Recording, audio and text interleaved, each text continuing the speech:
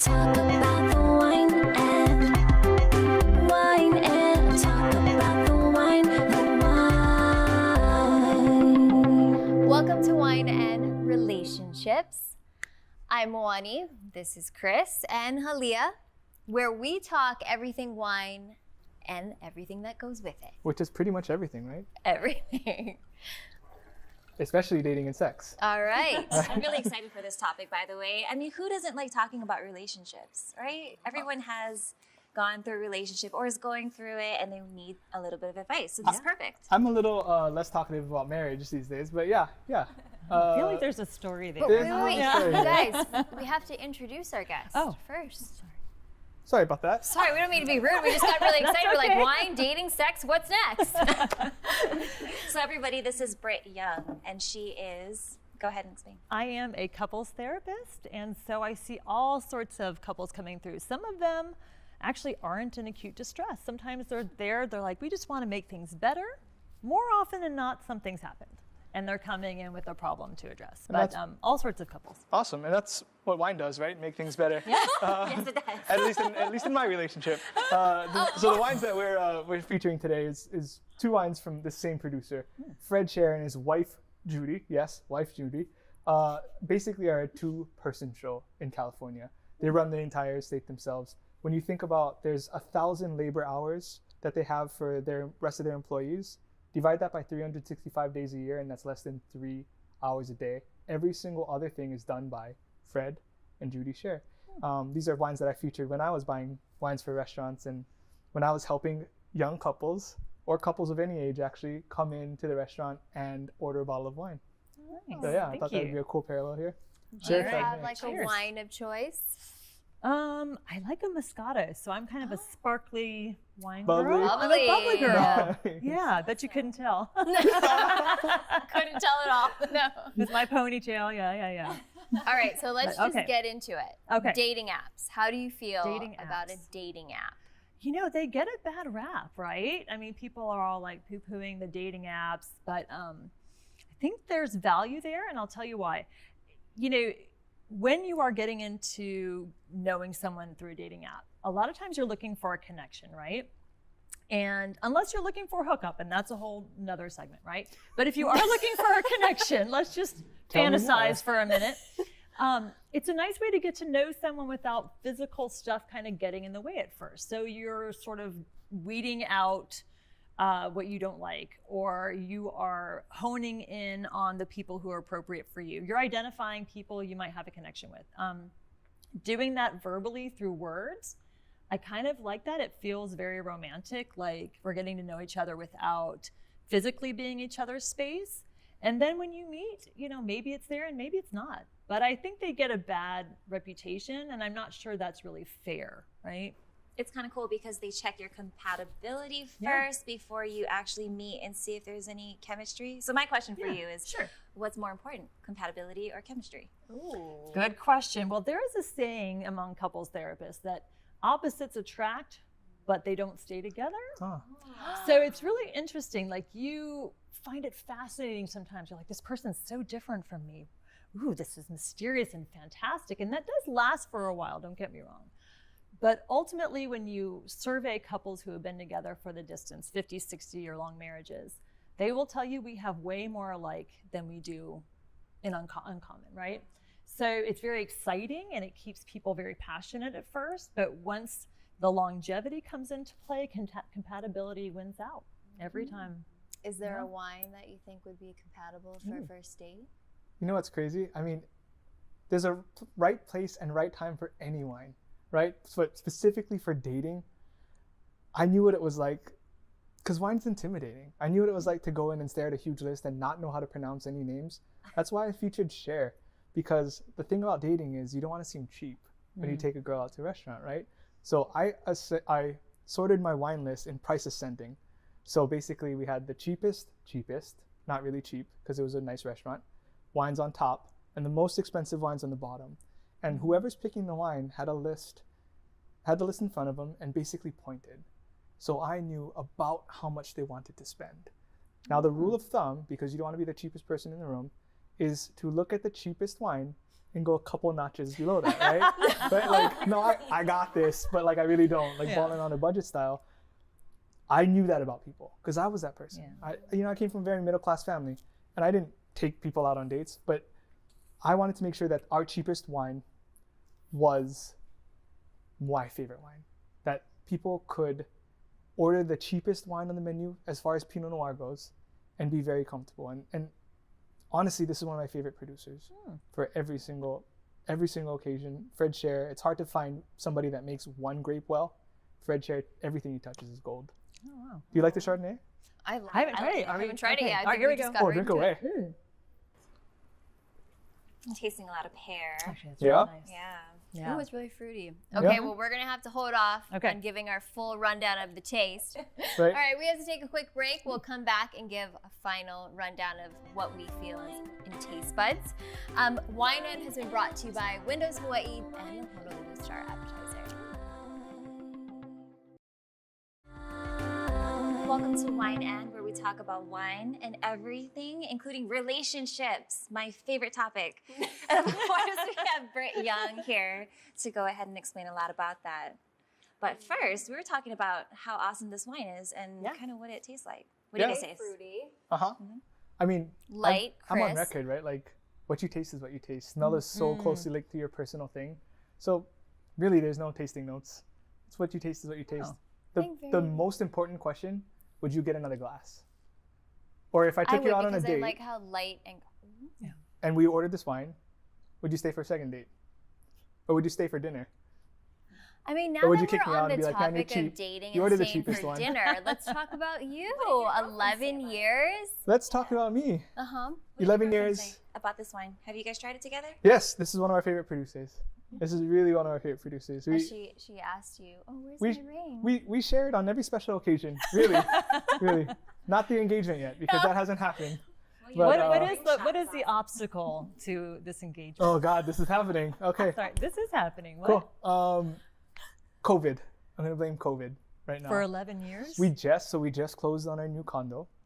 Okay, which is thank Cheers you. to that. Thank you. That is Look a me in the eye. That's huge. That is stepping huge in stone, Hawaii. right? Moving together. Which is more of a commitment than marriage, right? So that's gonna tie us over for a little bit longer. Do you feel Hopefully. like that's more of a commitment than marriage? Or Buying property? yes. Here's the thing. Something that's coming up right here is he's like, I did not know I was going to have to do this. Britt Young, everybody. Mahalo Right, to 58 minutes. So really, I think this is part of what gets guys hung up a little bit. And I'll go ahead and stereotype and I'll say men, because typically they're the ones who want to propose, and I do. a lot of times their girlfriends want them to propose. They don't want to do it. Is they feel like everything's got to be in place, right? Before they pop the question. And I have to say, I think that's a little bit of a miscalculation. As he nods.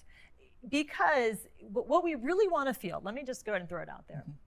We want to feel like we matter. We want to feel like we are the most important person in your life and that we matter above all things. So what happens is when it's pushed off and pushed off and pushed off is that comes into question, and we're like, oh, we start feeling a little bit wobbly in the relationship. Maybe. So all the while you're thinking, I need to get my finances in order, buy a house, da da da da. The And checklist, she's the right? checklist, Yeah. right? Because maybe Before I get society's married. messaged this to you, right? I Men, you blame have to society. have all this and Blame this much society. in the bank. Yeah. Yeah, blame society. For us, though, we just want to know we matter. And what's the best way to show that you matter? You ask someone to spend the rest of their life with you, right? So do we really care about whether you have $40,000 in the bank? Do we care that there's a house? Maybe that's important on some level. What really matters, though, is, dang, he just showed me I'm the most important thing in his whole world. And I'll tell you, that's going to be a great foundation for the start of a marriage. So go for it. Okay, I'll be back, guys. Yeah. I mean, if you think about it, the wedding ring shop, they talk about celebrating life and love together. I mean, it's the new year. Yeah. I'm gonna get a hookup on the wedding shop. We're doing an episode, right? On the wedding shop. We are. Yeah. That's a hang up. It costs so much money. It does, but what happens? There's this cycle that happens. So every time we're in a relationship with someone, we do a little mental calculation. do I matter? Am I important? Can I go to this person when I'm upset? Will he be there for me? Will she be there for me?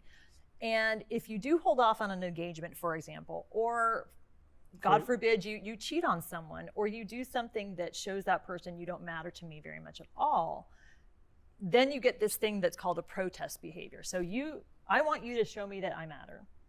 You do things that make me question that. Well, now I'm getting all pissed off. And we don't necessarily go to our partners and say, I'm really upset you did this. What we do is sometimes we get critical. I do, or we because get demanding. I'm so in touch with my feelings Yes, you are. that I do that. Here we go again. But we do Chris. these Yes. weird things and we're thinking, well, let me show my partner that I want him to want me. Right. And what we're doing is actually pushing them further away because we're becoming like unlovable in the process. So it becomes this feedback loop. And that's sometimes when you'll see a breakup happen or something like that. Basically being kind of naggy. Kind of naggy, very Kinda naggy. demanding. Very But it's not demanding. because she wants to be demanding. It's because she feels like she doesn't matter. Right. You know, it's very deep and Right. psychological. Do you think that like sex is I'm like, sorry. a I'm gonna deal- have to stop you. Milani, we're We're going to talk about sex. Yes, we're going to talk about sex. Okay. But not yet. Okay. Wait till after the break. Okay. This show is brought to you by the one and only Windows Hawaii. So you can buy those beautiful windows for your future house. Soundproof. The Honolulu Star advertisers. So make sure you check up on the news. See you soon.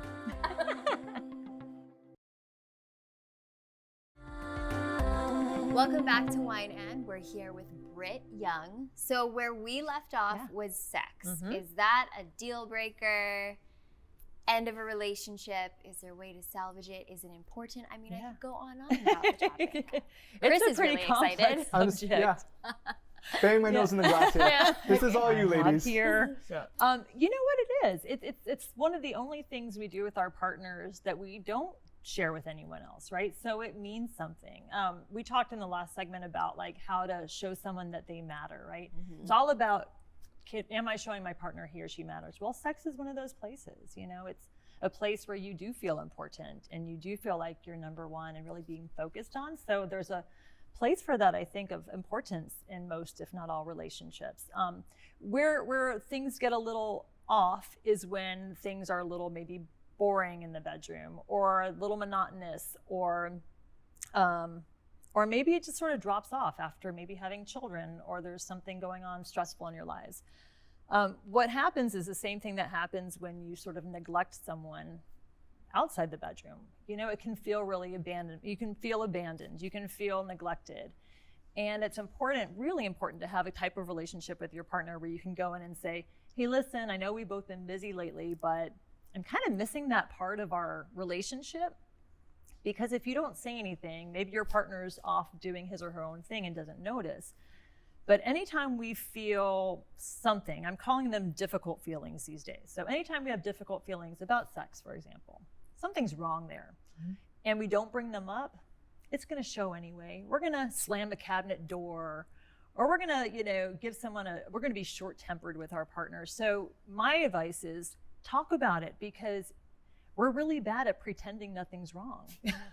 Really bad. I mean, that is And sex true. is one of those very vulnerable places, right? So, but also in answer to your question, like what happens if it's not great, you know, the best news is this is one of the areas that is ripe for improvement. Like if the spark isn't super there at the beginning, I tell people don't bail like right away.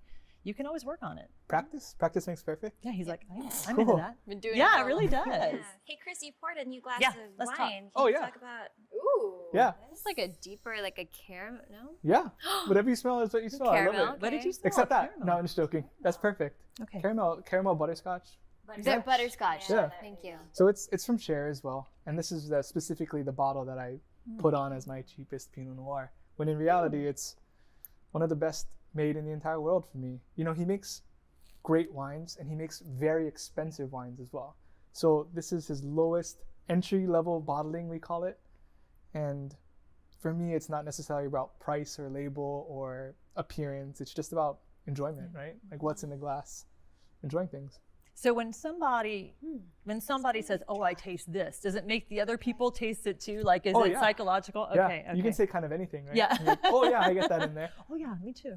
But Since we're on the topic of sex, can't you say that when someone purchases a bottle of wine, they're trying to maybe take it to the second base? And Second then on base? that note, we're going to leave it there because we're going to take a break. We're actually going to shoot it over to Chandra. She has our cocktail of the week. And when we get back, we will go back to probably a Leah's very question. sexy cocktail.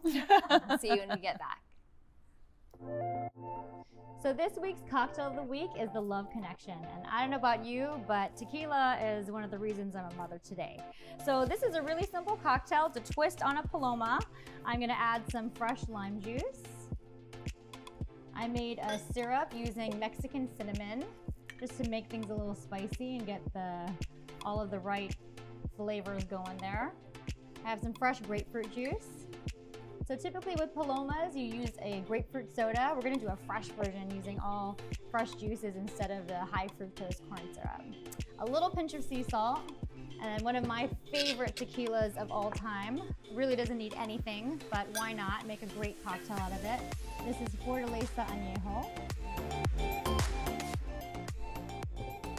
We're gonna add some club soda to give it some effervescence. Fill it up with ice. I found some beautiful blood oranges at the store, so we're gonna garnish it just to give it a nice pop. And here we go, the Love Connection.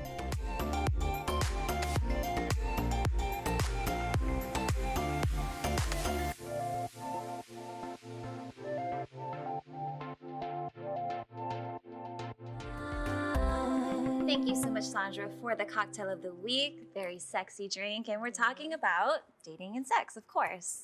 All right, so wine, is it used for second base, third base? Oh, I don't use it for anything. That's nasty. That's terrible. Come on, I know you're the only guy here, but be honest. People use alcohol to kind of It's get them to talk certainly- more, but also to get to the next level. It's a social catalyst for sure. I don't like intentionally try to get anybody drunk. I mean, well, my girlfriend and I met at a very intense high school beach party, so maybe. But no, it's not like I don't use it for anything. It enhances things, right? For me, I love wine so much because it enhances everything, whether it be dinner or a relationship or consensual sex. Yeah. I'm not trying to like get people drunk, but yeah, I mean, it's so personal for sure. Like what you smell is what you smell, and it's a shared experience, right? We talk about sharing a bottle and being in the moment, and just that's, for me, that's how I measure my success. Like how much I get to cook and drink with my girlfriend. Well, you mentioned shared experiences too, just to jump in there. So it's interesting he brings that up because in dating, what are the two things you do? You share an experience and then you talk about it. So you have like experiences and meaningful discussions, and there are these two pillars, right? And so the longer you're together, you have to keep those pillars really strong. But life gets in the way, we get busy, we start not having as many shared experiences, and then we don't have that much to talk about because we're not experiencing things together, right? And so that's when things can get really rusty, you know, especially in a long-term relationship or marriage.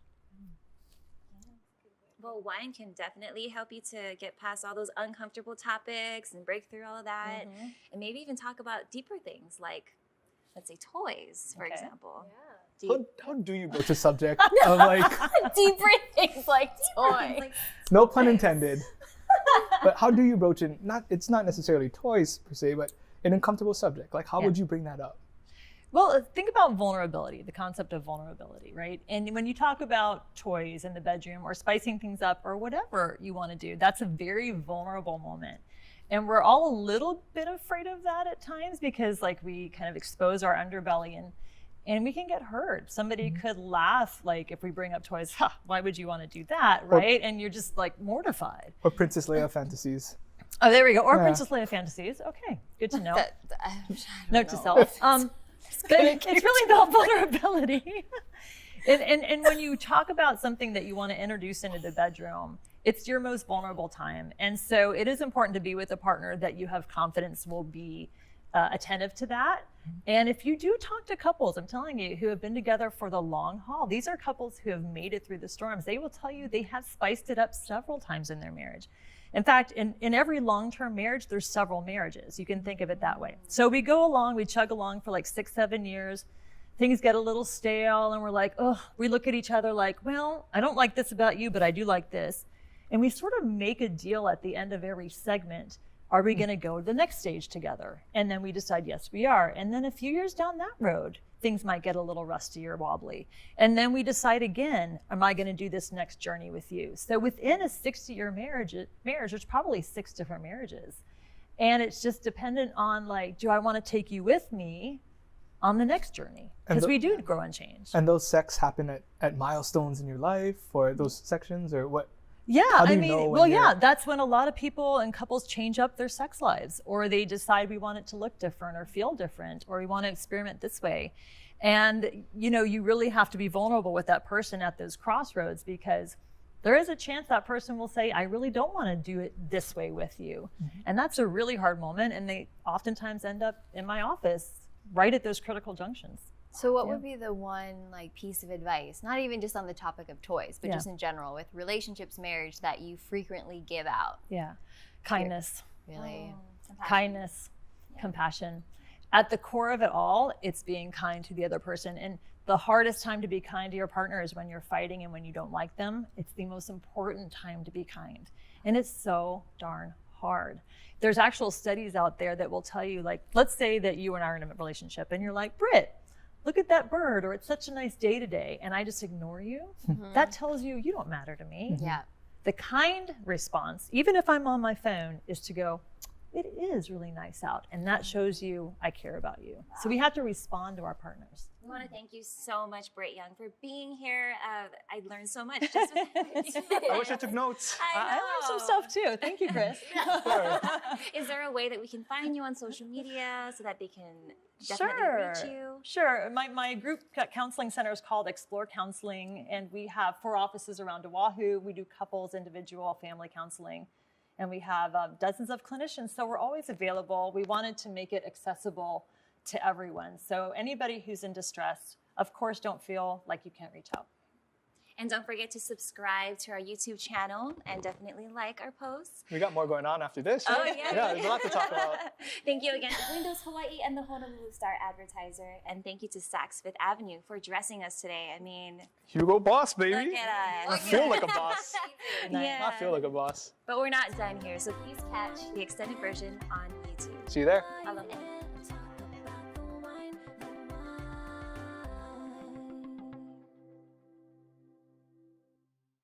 Talk about the wine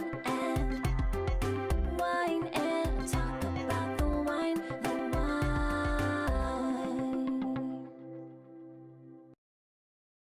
Talk about the wine and talk about the wine, Welcome to Wine and. I'm Moani. This is Chris, Halia, and this is Britt Young. We're talking all about relationships. Yeah. So let's get back into it. Continue to chit chat. We were actually talking about infidelity. I have been in a relationship where I've been cheated on. And so have multiple I. times. So have I. It's actually pretty common nowadays. And, you know, we were talking about social media and all these dating apps and how easily accessible it is to just go and find someone else. So what would you say about that? I'm sure you've dealt with many circumstances like this. Yeah, it's one of the most hurtful experiences you'll ever have. And, you know, talking about social media, it's pretty easy these days to create a dating profile and see what's out there and create connections outside your relationship. So I think the biggest risk factor is that it's just a few punches away on your smartphone. Used to be that you had to work for it a little bit more, so it's probably a little less common.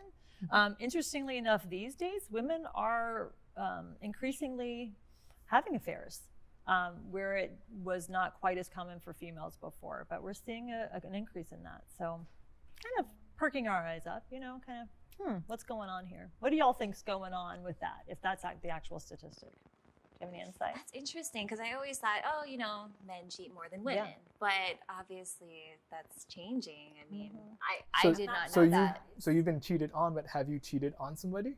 I have not. No. For the cameras, right? Yeah. No. have you? Have No. you ever cheated on someone? I've been with the same girl for 11 years. Come on. We already blew up my relationship in this No, episode. when I think about cheating, if I would ever get to a point, say I'm in a relationship or even dating someone exclusively, and felt the need to go and venture off or do something else, I could never in a million years think of cheating on someone or just seeing them hurt. Like, it's just not worth it. I'd rather break up with the person or end it and then see if it's going to happen with the other person. And then again, the grass isn't always greener on the other side. And to me, it's like once you decide to cheat, the relationship's already over. But have you seen relationships bounce right back? Oh, I have. And Really? stronger. Wow. Stronger. I mean, it's actually crazy to imagine, but people who make it through, what they're doing is they're examining what happened in the first place. You know, yes, there is always that sub-segment of people who are just going to cheat because they don't really care or they don't have this value system. But interestingly enough, there are a lot of people who would say they have affairs because of dysfunction, of course, in the marriage or relationship. You're all gonna fall off your seats for this one, but some people will say, I actually had an affair to save my marriage. And I know that sounds like a very odd concept, but if you think of a relationship as opposing forces, right? The one force is stability, reliability, predictability, right? That's why we have relationships long-term. The other opposing force, right, is passion, chemistry, excitement, unpredictability, adventure. And how difficult is it to keep both of those in perfect concert in a marriage? So when people go outside their marriage, what they often tell me is the reliability and stability and all that is there. Something's missing here with the passion and adventure, and I'm out there seeking that. And they'll say, I try to fulfill that part of me because I can't here. And so I feel like I'm sort of preserving my marriage. It's not really, it's more of a distorted thought pattern, but it is out there. And so what we do when someone comes in with infidelity issues is first we talk about the pain, and we really talk about the pain that this has caused, but then we do talk about what happened in the relationship. It typically doesn't happen in a vacuum, typically, you know? That's so interesting. Can you imagine being the other person outside of the relationship while they're cheating to fix their marriage? Yeah. I'm sorry, just like, I literally just went off like, wow. She's like, what is she talking about? Was I ever that third person? Was I ever the other woman? did I help save their marriage? What? Oh my God. I'm like, okay, wait, let's go back to when I got cheated on. Did I ever? Oh, wow. Well, remember those crossroads we were talking about? Yeah. You know, infidelity often happens at one of those crossroads, except the person doesn't go to their partner and say, something's wrong, we need to fix it. Or that partner doesn't listen. So they're like, well, I tried. And then they sort of go out on their own path, right? So that it can happen in those junctions as well. Y'all are, I mean, it is crazy to imagine, but like I know couples therapists who have had, let's say a wife has been cheated on. They've had the wife write a thank you letter to the mistress. Thank you for making my marriage better. So You would know? you say like monogamous It's crazy. relationships are more successful? Do the polyamorous, what do you call it? Oh, polyamorous? or- Polyamorous. Sorry, yes. Oh, that's a tough one. What do y'all think? Do y'all That's why I'm just like He's this, like, like, I I'm wish about to fall I off wish I this brought my camera. I'll chair. take notes. I want to feel like the Well- only girl in the world. Yeah. Remember this, you are the most important Wine. person in my life. You matter the most to me. Remember that Yeah. concept? It's hard to have that Yeah. in a polyamorous relationship or a throuple, right? Because now there might be divided loyalties. Yes, they're out Sorry. there. Yes, very much out there. Cool. He's like, I can't handle one. I can barely. Yeah. So if the crux of a relationship is making your partner feel like he or she is what matters, then I just think it might be hard to do it. I'm sure some people out there successfully manage, but I have not quite seen it successful yet. Wow. Yeah. So what about age? Is there age just a number? Oh, Is I would there a never date certain younger. time that people need You can like be older. dating? My age or older, never Older. younger. I mean, they Yeah. say that guys mature later in life. Yeah. Girls are kind of more mature. So would never go with Do that. they say that? Well, statistically, and we talked about this before the show, but you know, the highest risk factor for divorce is getting married under the age of 25. So youth in itself, like many people need their 20s to like grow into who they're going to be, right? And so if you get married really young, 20, 21, you're just crossing your fingers. I hope we both grow in a way that's compatible, right? But age, I'm not sure I see too much of a problem with marrying outside your like specific age range. it's all about, connection, compatibility. And if that's with someone 10 years your senior, okay. If it's with someone 10 years you're younger, she's like, yeah, I know. But that's okay too. I think the problem is that do you have as much in common with someone who's not around your age? That would be the hard part. What is the greatest age gap you've seen that's been successful? Maybe like 15 years. Maybe like 15 years. Hawaii is different, right? Hawaii just Hawaii? seems like it's What? weird. Like the reason that a lot of people don't date their age in Hawaii is because we know everybody, Yeah. right? So like I know your history, you know mine's, like that. It gets a little convoluted and a little weird. How do you feel about that? Like dating or being in a relationship with, say, someone else has been in a relationship with or hooked up with. Like, what is your take on all of that? Oh, that can get complex for sure. Is that bros So, versus are you meaning like especially if there's questions about like, does he still have feelings for her or does she still have feelings for him? That comes up a lot in my office. Like the exes, the phantom ex. We call it the phantom ex. So that's the concept of when you sort of elevate your ex. So you may have had a so-so relationship with this person, but sometimes after you have the breakup, sort of remember all the like great things about them and you minimize what wasn't great. So if you go into a new relationship, you want to make sure that your partner doesn't feel inadequate, not good enough, because you're like fantasizing about your ex, or you run in the same circles, and lots of questions come up in my office about, hey, I saw you checking out so-and-so, and we're all at parties together, and baseball wives and families, everybody at the park, soccer games. You liked her Instagram picture. Yeah, exactly. Oh, that's a thing. Oh, yes. Like for even Can you like people's pictures? No. Chris? No. Not anymore. Nope. He's done with that. Where's my phone? A great rule of thumb, you just, at every crossroads, all you have to ask yourself, is this thing I'm about to do going to make my partner feel better about our relationship or worse about our relationship? And that's your guidepost right there. Right, because you might have a common understanding like, hey, you're just showing love by liking posts, you're just supporting whatever they're posting, their business or whatever. It doesn't necessarily I love that. mean. That's the golden rule, right? Will this make my partner golden rule. kindness? Will this make my partner feel Important. better? Yeah. And everybody has what we call like a couple bubble too. So like when you're in a couple, you're in your bubble, and everybody has their own rules and stuff around your couple bubble. Like in our couple bubble, we have rituals where we say good night and good morning to each other. In our couple bubble, we have date night. In our couple bubble, we don't befriend people of the opposite sex. You create this whole bubble, and when that person steps out of it, you just kind of bring them back in. You don't panic or freak out. And that's how a lot of people manage their relationships. It's like we have our own couple culture. So if the culture is we don't like each other's posts, that's fine. If it's that we do, that's fine too. You just have to come together on that, right? She has the password to my phone, right? Like I'm pretty sure it picks up her on Transparency. Face ID.